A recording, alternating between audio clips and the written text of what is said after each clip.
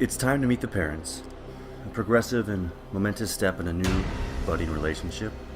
This could be the make or break moment for the relationship. Of course, apprehension and anxiety will consume the newcomer as he meets the new parents. Will they like me? What do they like? What are their interests?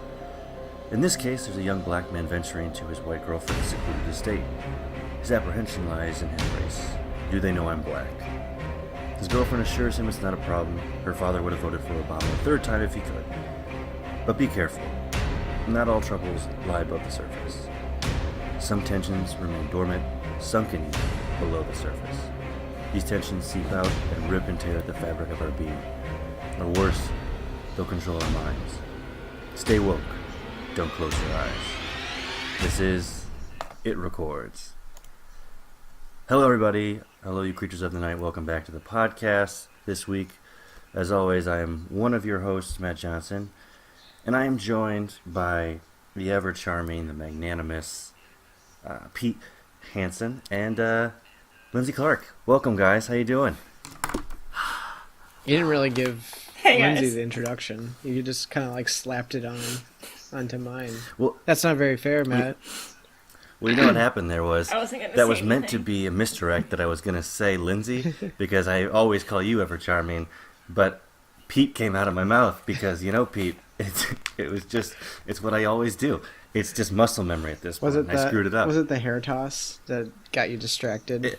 It was, yeah. My eyes glossed over and I lost all control. Thank you for being honest. Mm-hmm. Yeah, it was meant to go to Lindsay, so sorry, Pete. You can't have them all. Well, thanks for joining us if you're listening in. This week we did the 2017 film, directed by Jordan Peele and written by Jordan Peele, Get Out. You got your toothbrush? Check. Do you have your deodorant? Check. Do you have your cozy clothes? Got that. What? Do they know I'm black? Should they? You might wanna, Mom and Dad, my black boyfriend will be coming up this weekend. I just don't want you to be shocked that he's a black man. I ain't never seen you like this before, bruh. Meeting families and taking road trips. Don't come back all bougie, man. Come back, get your damn pants up to your damn stomach.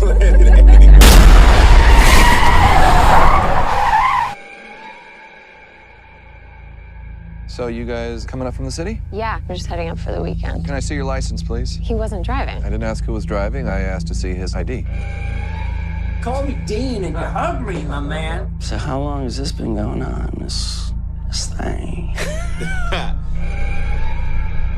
We hired Georgina and Walter to help care for my parents. When they died, I couldn't bear to let them go.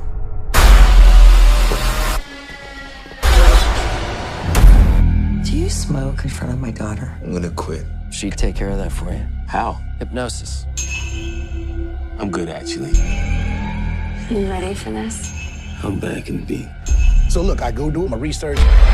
Apparently, a whole bunch of brothers been missing in this suburb. But it's cool. Bro, how you not scared of this, man?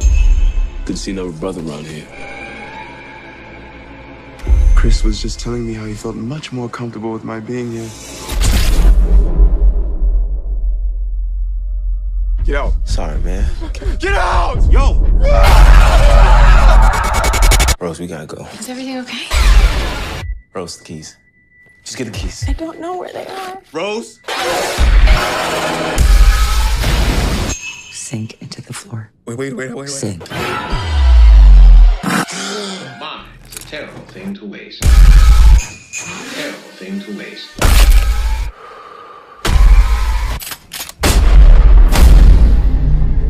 If there's too many white people, I get nervous. No.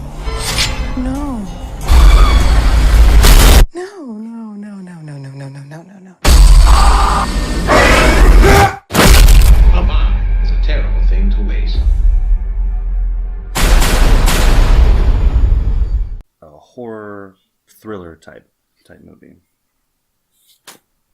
And Lindsay, this was your choice for this week, correct? Yes, it was. Yes. And what drew you to Get Out? there was a lot of buzz about it. I mean, it already came out almost a year ago at this point, but I went and saw it in theaters because I think, if you had the chance to, it was definitely the best experience to see the movie in. And I remember it, like, stuck with me for days. Like, I was so, like, enthralled by, like, this was Jordan Peele's, like, debut film. He wrote it, he directed it. There's definitely the elements of thriller and horror in there, but there's also some comedy in there too. And I just thought it was honestly my favorite, like, horror/thriller of 2017. So I wanted to do a podcast on this one at some point. Cool. And did we all see it in theaters then, Pete? Did you go see it? Yeah, when it came out? I did. I saw it. Yeah. I want to say it was like April when that movie came out. Yeah. It was like early spring, I feel like. Yeah. Mm-hmm.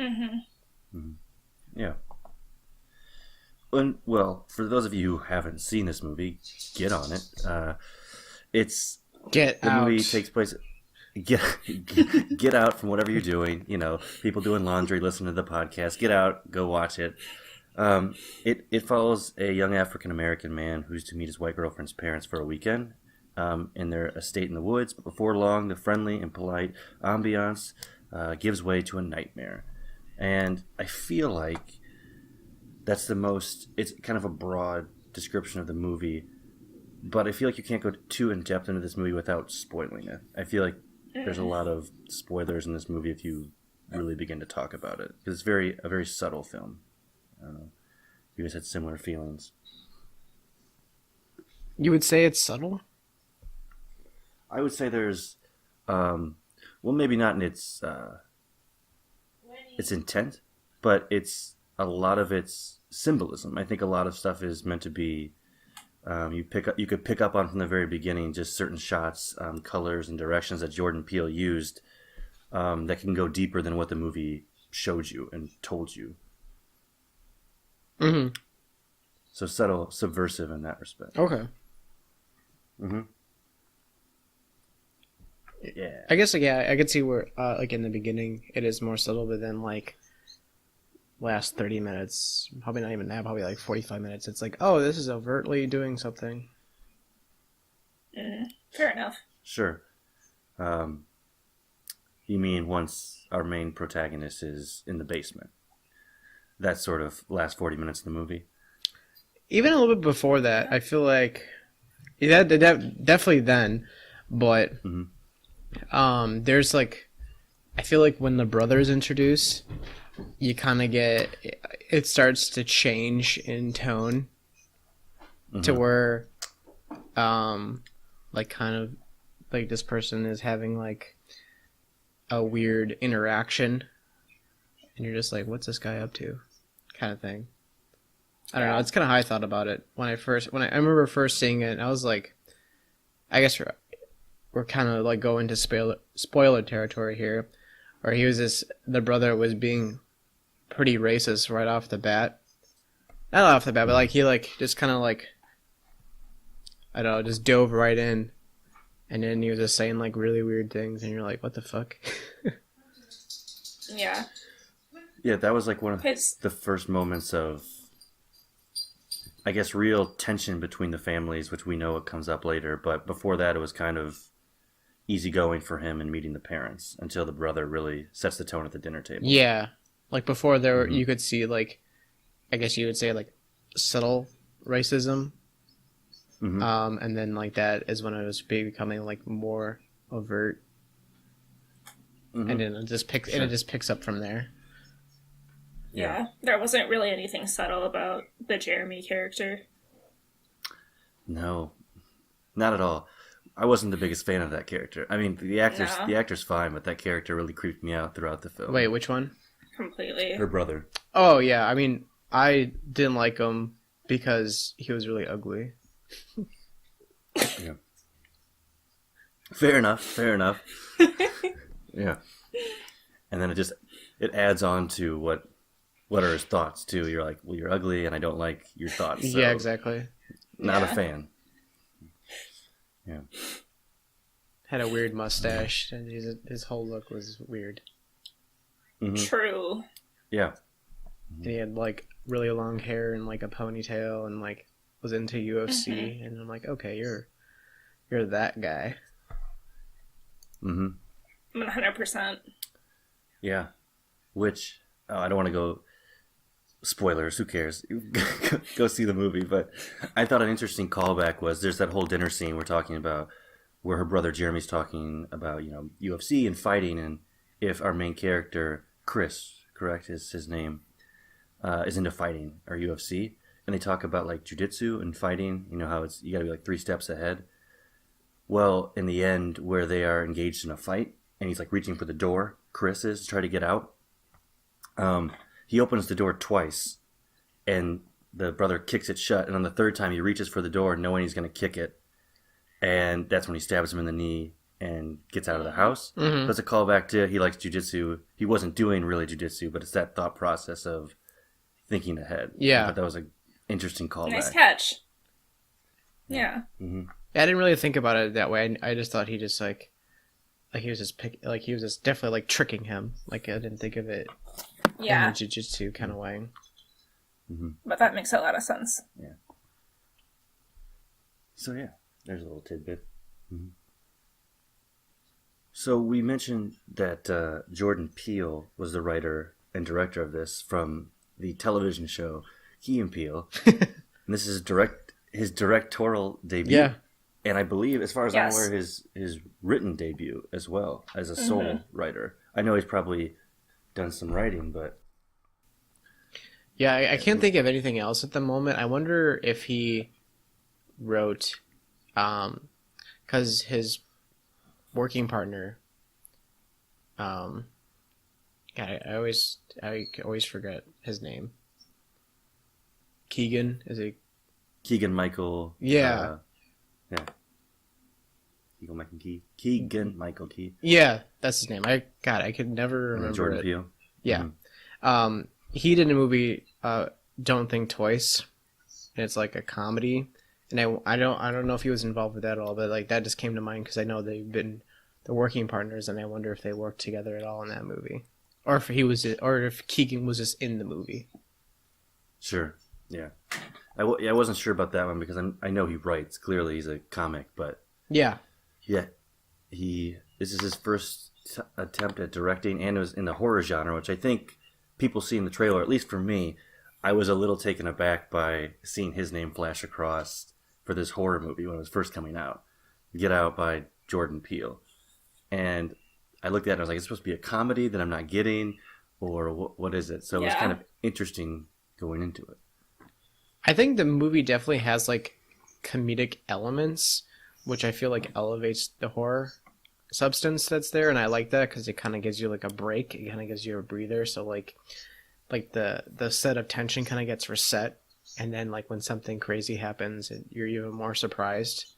And I like when a horror movie does that, because if it's just like constant tension, it can be good, but like if you don't execute it in the best way, you could really lose that with like, I don't know, it's something that you missed out on. But if you have like comedy or just like good acting, you could carry it better. Because like this movie also had really good actors. Like the parents were like, you recognize them, they're good actors. The girlfriend was a good actress, and then the main guy, obviously, I think he's in a Black Mirror episode, isn't he? Yeah, he is. Yeah, and he was really good. Yeah, it's interesting. Yeah, you make that point because I think horror and comedy have a lot of similarities. Where if you're good at one, they kind of hit that same psyche sometimes, or that same emotional release that people are looking for.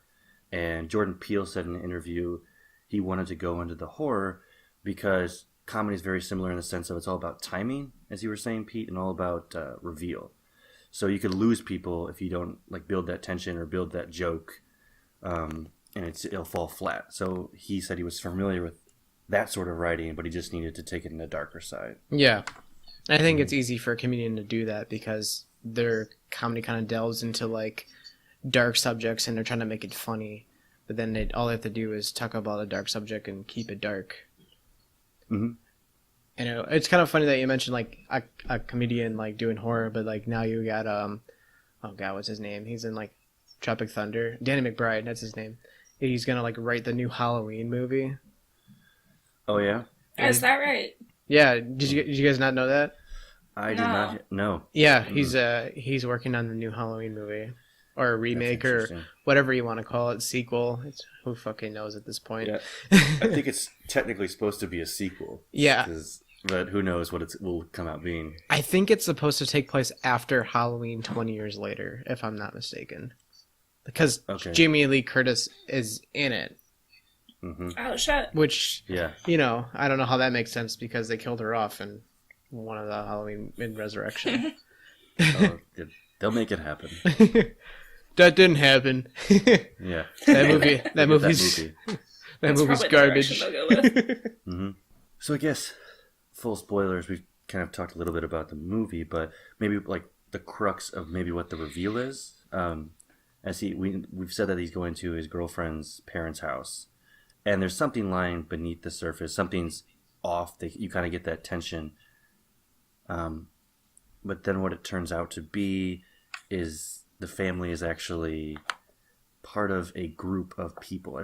Do you guys remember the name of it? Like the society? No. They're like... the Coagula. Coagula. Is that the Coagula? I think it's Coagula. With the... transplantation. Behold, the Coagula. And essentially what it is it's, you know, taking the consciousness or the brain, I guess, of certain black individuals and placing them into white individuals who win the right to that person based on an auction-based system. Yeah, it's slavery. Yeah, I mean... That's exactly what the symbolism or the theme is meant to be through that. Mm-hmm. And yeah, I remember the first time seeing the auction scene and not actually like getting it because I was just very confused because like they're like, let's play bingo or whatever, and they were using the bingo cards kind of like as signals to place bets. Yeah, and then he was just like doing numbers, and then like you just see his picture, and I was just like, wait, what? What's going on? Like, I just was so confused and like really creeped out by that scene the first time I saw it. And then like as the movie unfolded, I got it. But like, the first time I saw it, I was just like very confused. Mm-hmm. And I don't know why. Yeah, well, it's kind of, I think he does a good job of building that tension in the story of you don't really know what's going on. You know that's weird, that scene, like the bingo scene where they're silently auctioning Chris off, but there's a picture of Chris standing next to the father. So it's weird, but you'd like, well, we don't have any clue what they're doing. They seem like fine people, but this is like really weird and out of the norm. And why are all these people here? And it's just a good job of building up what will be the reveal later on. Mm-hmm. I was also bummed when it was that character, because like he was like a side character that was blind and like admired Chris's work. And I was like, hey, that guy seems like a good guy because he's like, fuck those other people that are being racist to you. And I was like, yeah, fuck those people. Mm-hmm. And then, he's just part of this crazy cult that they have in this community. Yeah. Yeah, I think it adds a nice bit of relief, like, as he's at that party, because everybody's like, oh, is it true what they say about black men and stuff like that? And it's like really uncomfortable that he's asking Chris these questions, and then he seems to be like, because he's blind, he can't see his color, so maybe Chris is like, I'll kind of talk to him and he'll treat me normally, and you kind of get that. But I think in the larger cosmos, whatever, the larger, bigger picture of the movie, looking at the race politics it's trying to exhibit is that all the other people might be how racism is seen in America, and then the blind man might be the person who says, well, I'm colorblind, I don't see color, which isn't really helpful to the race situation because, well, I still am black and I have a different struggle and a different life than you. Because clearly this guy in the end is just wants his eyes regardless. He's like, I don't see color, I just want your eyes. That's like his last line to Chris. Yeah. Well, that doesn't really help me. I don't feel like I'm not on your side, man. You're taking my brain and my eyes, so. Yeah. I wanted to bring up two things. One, backtracking to the beginning where You see like a mysterious man walking in the neighborhood, and Like he's the just opening like, scene. yeah, the opening scene, Okay. and then he's just like cracking jokes. He's like, not today. Like he's just like, I don't know. I just thought it was pretty funny, and he just turns around, and then like, he seems like he's subverting the horror formula where like the black man's not the first one to go, but then it turns out it kind of is. Is that same guy? Do we see him later brainwashed with like a little like weird top hat, and he's acting like he's from like the 50s? Yes. That's Logan, right? He's married Yeah. to someone who's like looks a lot older than him. Yeah, because... No, go on. Go ahead. Oh, you're done? Yeah. Yeah, because I couldn't... I think, like, I just, like... He just seems so different in... This, like, the second time we see him, or if it was just, like, maybe someone who's a totally different character, and I was wondering if you guys thought it was the same person, because, like, it was a connection to before, and, like, you find out that that's how... There's even more spoilers, that, like, that's how the brother, kidnaps people to bring into the fold of things, that he's like pretty aggressive, and he like hides his identity and like uses his like, I guess, martial arts skills to subdue people to bring in, where like, and then someone else in the movie has different methods.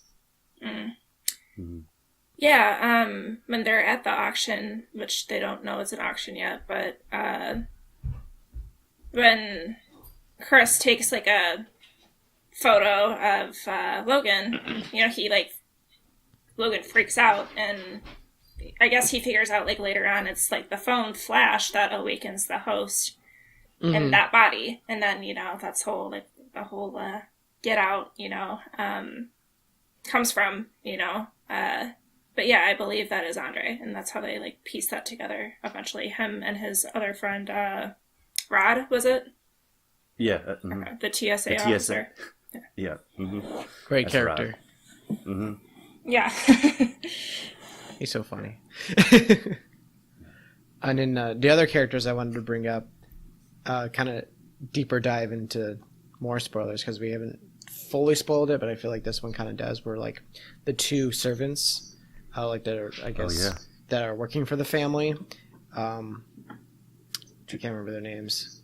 Georgina. And Walter. Yeah. That's and how they have the grandparents' brains, but then you see them like kind of have like a internal struggle, especially with Georgina, where you see she's saying, "Oh, everything's fine," but then you like see her crying, and you're like, "Whoa, this seems like really fucked up," because I have no idea what's going on, and I wonder if that's like if she's still like, because they're lobotomized, but I feel like they still have their basic emotions there, and like know that they're in trouble, but they have the grandparents' brains, so that's why they're acting so strange and like don't know how to act, I guess.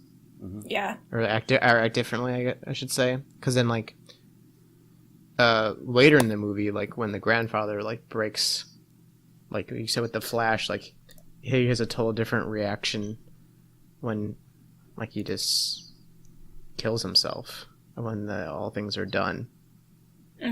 So I wonder if he was like, if the Flash like fully was there, or like he just knew like the basics things that he just didn't want to live anymore because he was just like suffering for so long by being not a part of his body. Yeah, absolutely. Yeah, to your point, Pete, about you're saying like Georgina was like crying and like really struggling when he was talking about like his phone being unplugged and like did you touch it or whatever, because no one else is in here. What I read, Jordan Peele said the sunken place, which is where, I don't know if we've talked about that. That's like, it's a scene where Chris is hypnotized by the mother, and he kind of like is falling back into like this black void, but his body's still in the chair, and it's meant to like represent his consciousness is like away from his body. Yeah. What Jordan Peele was saying, that is what he wanted, is like the idea of being marginalized in society is like your body's there, the mold of your body, but like totally consciously you're not I guess, I don't know, being one with yourself. You're vulnerable. You feel powerless, sort of a situation. And I think that's just what he's trying to represent with the sunken place and maybe those characters, is that they still are there, like, consciously, but they just don't have all the power and the wherewithal to break through. Sure. So. Yeah. That's how the mom, like, gets all these people to be the victims that they are, I guess. I don't know, like, that's the goal, you know. That's, she almost had Chris. I don't know if that was her goal, like, that night, to, like, have him be lobotomized, or, you know, but I don't know what I'm trying to say, but she almost had him, is what I'm trying to say. Yeah. Rose's mother, yeah, Missy, hypnotist, yeah. And she used her little teacup and her silver spoon. It was basically the triggering mechanism. Yes. And I don't know if the silver spoon means anything, which is what hypnotized him, but I could be extrapolating symbolism there. But it was... I mean, I feel like it's with a purpose, because, like, the saying, and then that these people are rich, I feel like it's kind of, it goes hand in hand. And then, like, I watched this with my girlfriend, and then she was, like, noticed in the beginning how, like, the house kind of looks like a plantation house, because it's got, like, weird pillars, and I just, like, didn't even think about that. And I wonder if, like, that was, like, kind of like an early warning sign of, like, what things were going to be. Yeah. Yeah, that was intentional, I'm sure.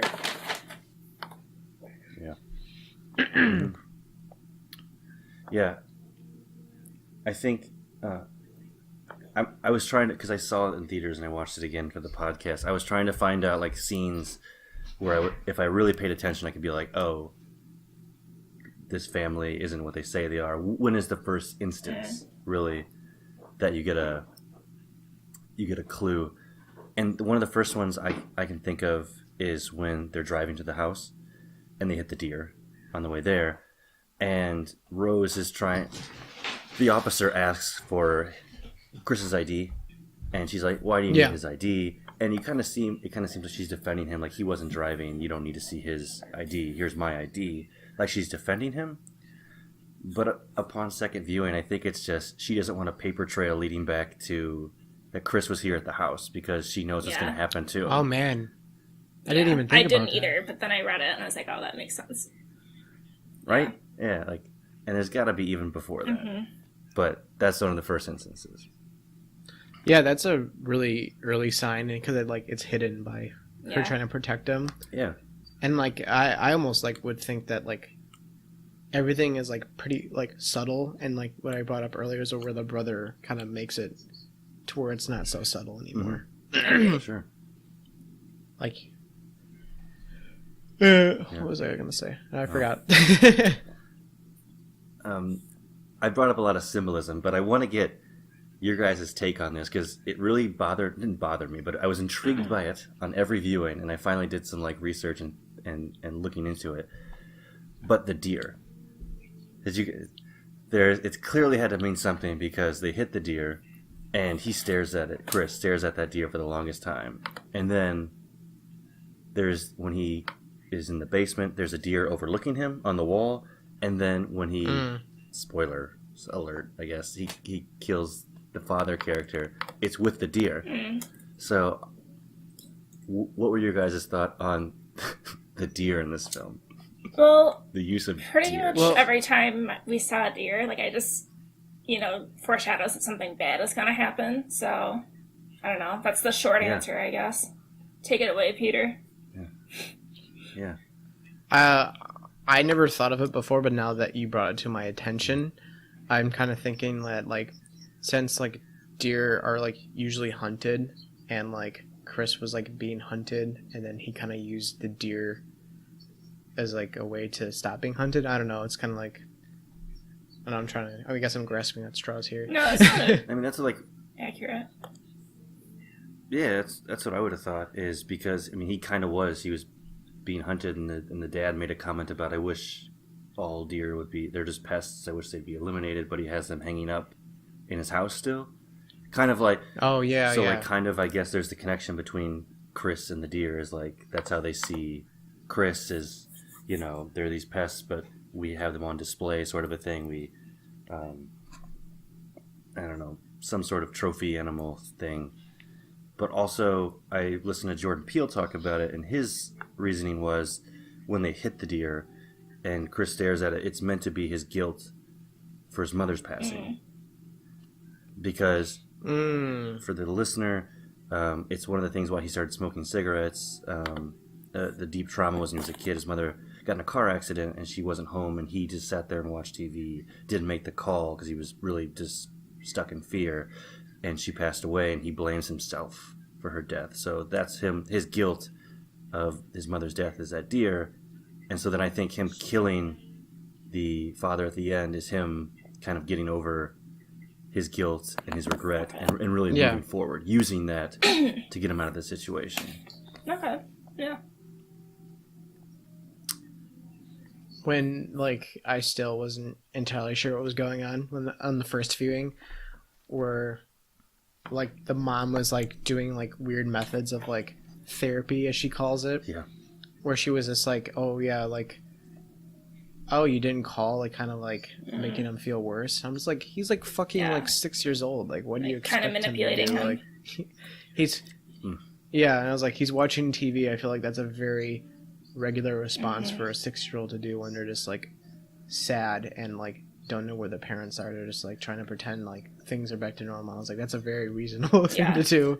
Yeah, agreed. Yeah, she was trying to make him feel bad about it, but he's a kid. He's a little kid. He's no better. You guys want to talk about the score? And you'd sent us a link earlier, and I thought it kind of summed up the movie really well. Yeah. Yeah, I don't know how... I got a plan right now, actually. I don't know if you guys are listening to it, but... Yeah, I really enjoyed the score to this movie. I don't think it gets more perfect than that. It's like so like creepy and sinister, and when you find out like what it means, like it's just so perfect for it. Which yeah.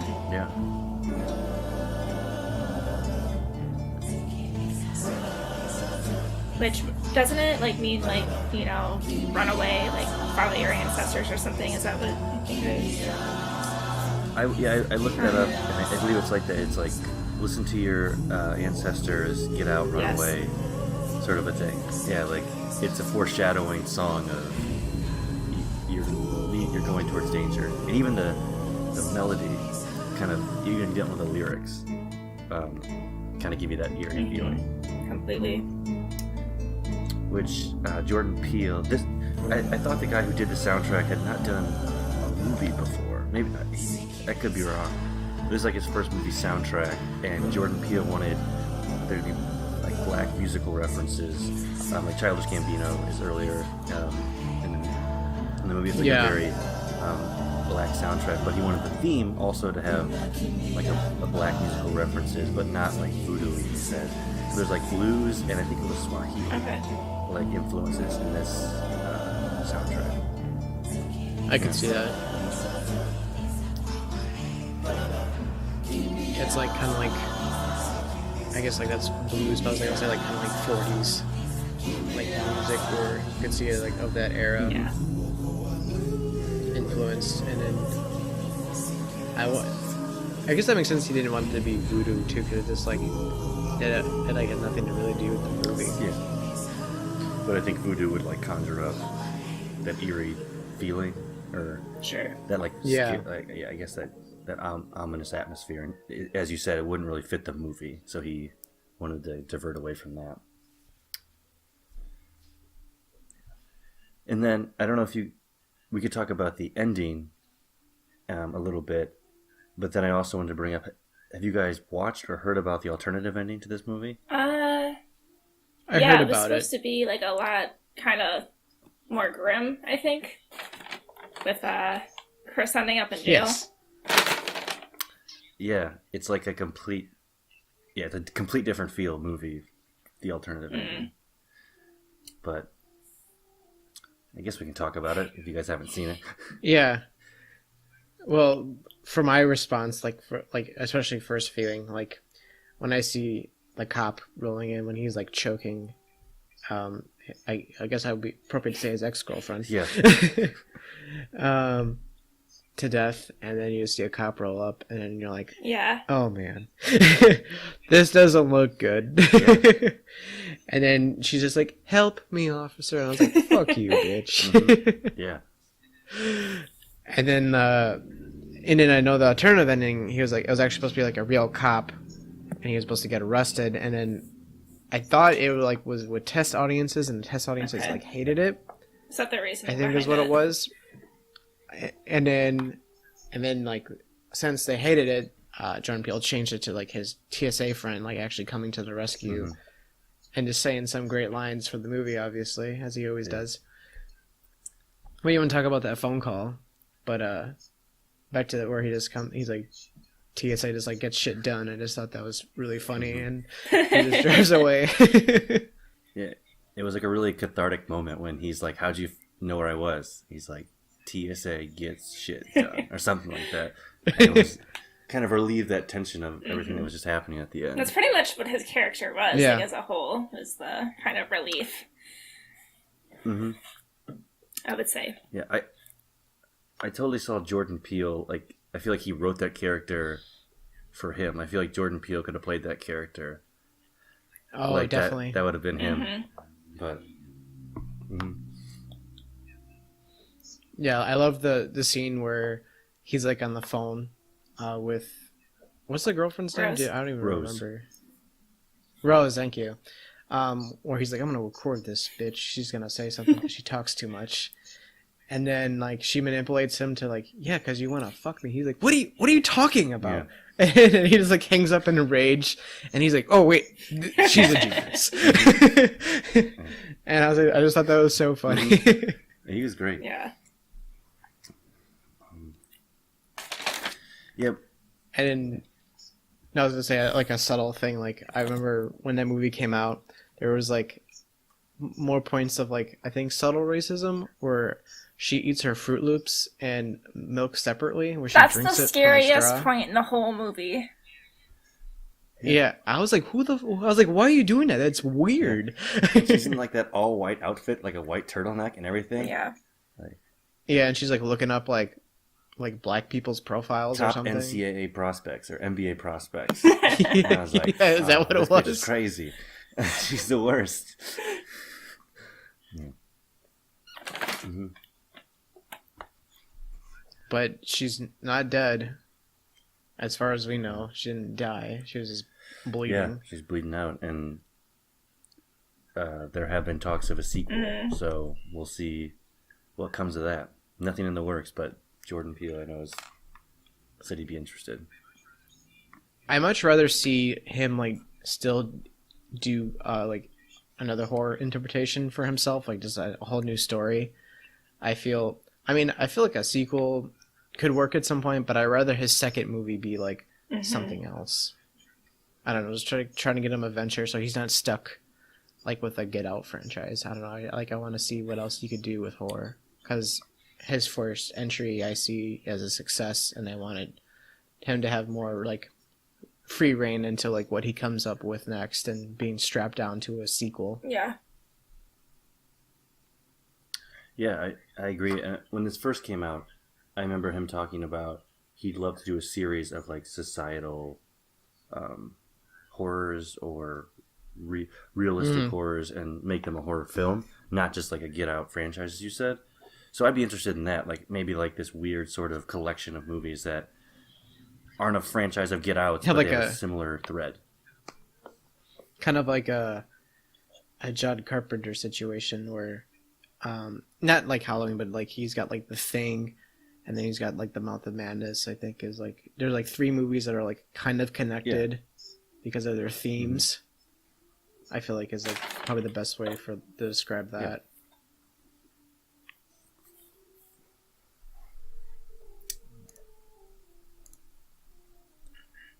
Okay. I guess Mouth of Madness wouldn't actually be that because I think that's like Lovecraft, isn't it? Beats me. I don't know off the top of my head, to be honest.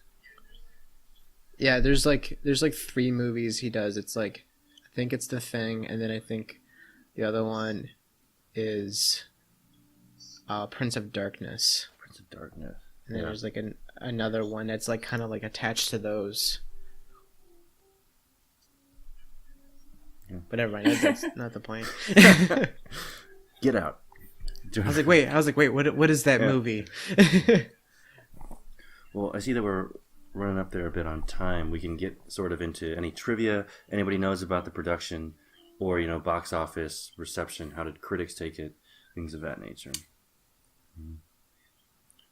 I mean, as we know, for reception, it did very well. It was like highly rated on Rotten Tomatoes for a while. It was at 100%, and I remember someone like, then you had like the troll reviewers come in and knock it from 100 to like 99 or whatever. I believe it's still at 99. Yeah. I think it is. Yeah. I remember that when that happened, like of course you're gonna have someone who doesn't like it, but then I feel like a lot of it was like either like trolling. It was hard to judge like why they disliked it. And, like if you dislike it, that's fine, but it kind of seemed like they were attacking it because they had 100%. Because like no one likes like, oh, how's it have 100%? It's not The Godfather. It's not perfect. Yeah. Sure. I think for... Yeah. No. Sorry, go ahead, Matt. Oh, no, go ahead. I was just going to say, in terms of box office, it was something like $175.5 million in the USA and Canada. So it was a very huge success, commercially and critically. Yeah, because it didn't have a huge budget, right? No, I don't think so. Not to that scale, right. No way. Yeah. No. And then it was in the top 10 for the U.S. box office for like 2 months, so it was around for a while. Yeah, that movie made a lot of money. Yeah, I mean, people, I feel like it spread a lot by word of mouth. Like, people, after they saw it, they were talking about it. And I remember Chance the Rapper bought out a theater in Chicago or something. Yeah, he did. People would go see he did. All they had to do was go and like show their ID and they could go see Get Out. That's awesome. Mm-hmm. Yeah, I thought that was cool. Yeah. And then obviously we were speaking about this before we were recording, is that like it's like nominated for a Golden Globe, and then now we're timestamping it because we don't know the outcome of that. Won or not. Yeah. But it's nominated. Yeah, for Best Motion Picture, but in a musical or comedy, and yeah, that's the controversy of that. And Best Lead Actor in a musical or comedy. Which, okay. I remember someone's making a comparison where like The Martian was also in that I know it's a totally different movie, but I was like, that movie is not a comedy, and also was nominated in that field. And yeah. And I was like, what? I was like, what the hell is the Golden Globes doing? Like, maybe they should just like eliminate the genre thing. Like, it's just like maybe just have like a Best Picture, maybe just to make it easier, because you're getting these movies that aren't in these genres that are being nominated in that genre. Eliminating. I think they only have Best Motion Picture and then musical or comedy, which seems weird. Why have the musical or comedy if you just blanket it, or have one for every genre? Because run into confusion. Well, is there one for drama and then the other thing is comedy or musical? Is that what it is? I would assume so. Best drama is like the best picture or best motion picture, and then musical or comedy. I don't know. Seems weird. Because it's more of a drama, even though it's like not. It's more a drama than a comedy. Yeah, I mean, it has funny characters and funny scenes, but it probably has the same amount that would be in a drama. Like, even a drama has like comedy relief. Comedy moments. Yeah. Interesting. Yeah. And we haven't heard about Oscar nominations yet, timestamp. But I'll go on record. Hopefully I'm not wrong. I think it's Daniel, I think it's Kaluuya, or Kaluuya is his last name. That's who played Chris. I'd like to see him nominated for Best Actor. Yeah. Because I think he really helped sell the film. I thought he was... Yeah, he was phenomenal. For someone who's also not like maybe a household name, like Daniel Day-Lewis will probably get nominated or something like that for Phantom Thread, but I think he sold this movie. Yeah. Yeah, he definitely... Because I don't know what other experience he has besides Black Mirror, because that's the only thing I've seen him in. He was in Kick-Ass 2, and one other thing, but Yeah, this was pretty much his. Yeah. He's got good acting chops. Mm-hmm. Yeah. Yeah, I think there's a lot more that we can see from him. Is there- I'm looking forward to that. Absolutely, yeah, I agree. Well, if we were talking, trivia or whatnot, we're at that time in the podcast, but there was a horror reference. I mean, I'll ask my question first before I have my little Easter egg, but to you guys, what maybe subgenre of horror does this fall in? And does it, remind you of any horror movies, in the past, that it kind of maybe had influences from? Ugh. That's a good question. Mm.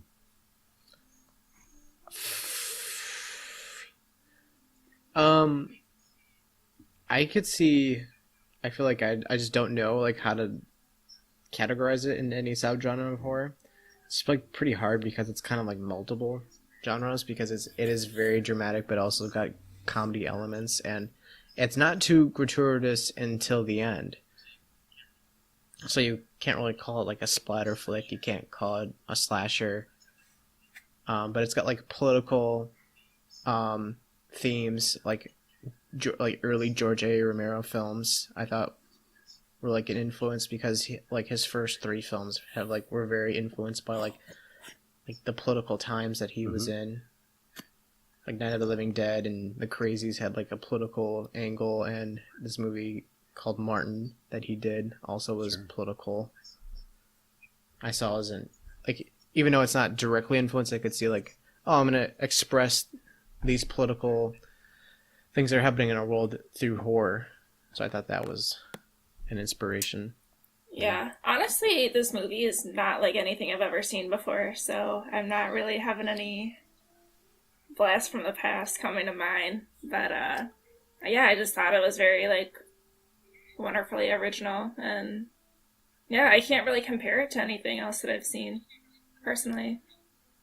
Yeah, it's tough, and it's tough to put it even in a subgenre, as I asked, because I can't either. I just was wondering, because we try to do that, but it kind of blends a few, and it's almost even like a thriller drama at times.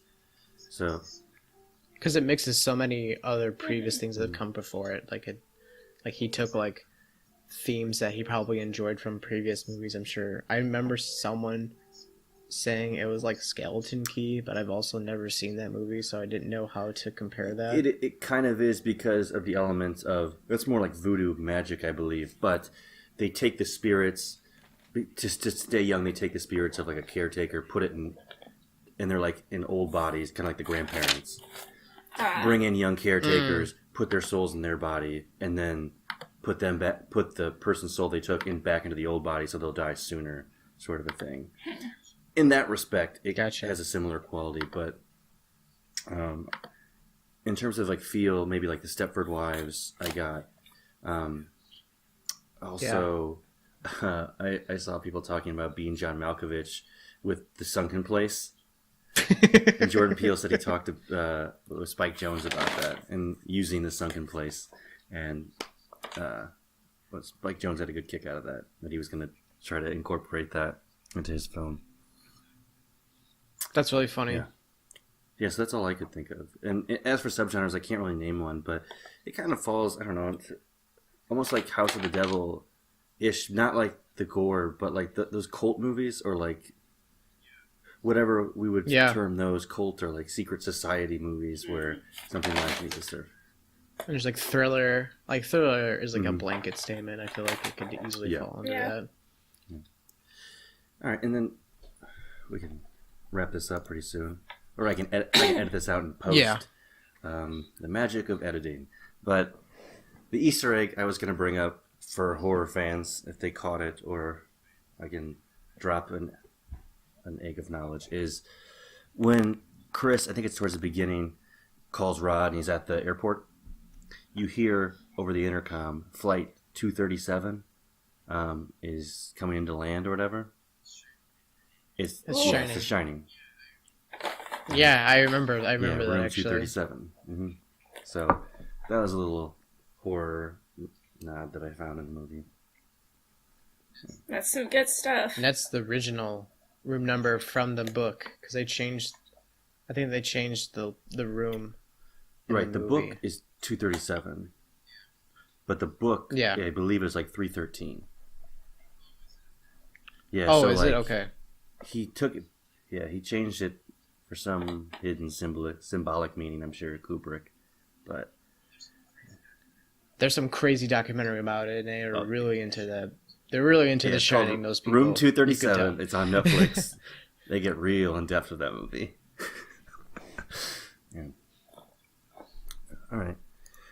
And before I wrap it up with my spiel, I thought one last little nugget of symbolism that was interesting was when Chris is downstairs and he's locked in the chair, and to get himself out, he continually is being hypnotized by the teacup, knocking him out and putting him in the sunken place. Well, to block from hearing that sound, he pulls out cotton from the chair and puts it in his ear. Yeah. I thought that was some interesting irony into the film, that it was cotton that freed him, picking the cotton.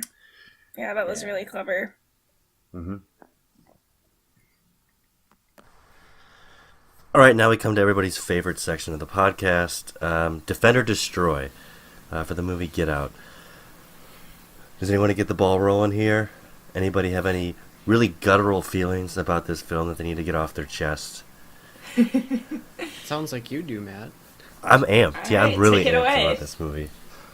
You sound amped. I'll take it away. You cannot be any more amped right now. Yeah, I'm literally jazzed, mainly on coffee, but also on this movie. I'll take it first. I'll defend it. I thoroughly enjoyed this film. I really didn't know what I was going to get when I first saw it, especially with like Jordan Peele writing and directing it. This like psychological thriller horror, but I think it was really well done. It was a really well crafted story. It was acted very well, and it was very subtle in its themes and its symbolism. And I think it still sits with people after they leave the theater, and there's still things you might have missed that have deeper contextual meanings. So overall, I defend this movie full-heartedly, hence why it also got nominated for an Oscar. But I'll leave it at that. Well, I'm with you on the defend. I'm going to defend this movie all the way. I don't think there's anything else out there that's quite like this. It seems pretty rare to me these days to see a new and totally original movie, but I think that Jordan Peele has done that successfully with Get Out, and I definitely want to see more from him in the near future for sure. Yeah, same. Definitely. Peter, what you thinking? Obviously, I also defend it. I don't really have anything else to add besides that, like, that has already been said. It's like a really good movie, and if you don't like it, you're probably a contrarian and you suck. Well said. No, whatever. Yeah, if you don't like it, whatever. I like it, and that's what matters, because this is my podcast. Oh, that's true. We got a unanimous defend from the It Records podcast. So if you haven't seen it, go check it out. It's on HBO right now if you have HBO. Otherwise, you can rent it from wherever. Buy it. Or buy it. Yeah, you can purchase it. But we live in the generation of streaming, Pete. Everybody just streams everything now. I was going to say I bought it, but then I actually did not. Yeah. It is worth to buy, and I may do it. But that concludes this episode of the It Records podcast.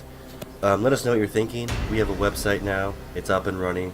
We have Twitter and Facebook where you guys can get at us. Let us know what mini episodes you want to see or what movies you want us to see in the future that we will talk about. If you want to hear us rant about and ramble. But yeah, we look forward to hearing from you, and we'll be back. But until then, until we're back, I'm Matt Johnson, and I'll be in the shadows. That's where I'll be. I'm Peter, and I get shit done. I'm Lindsay, and I'm at a loss for words.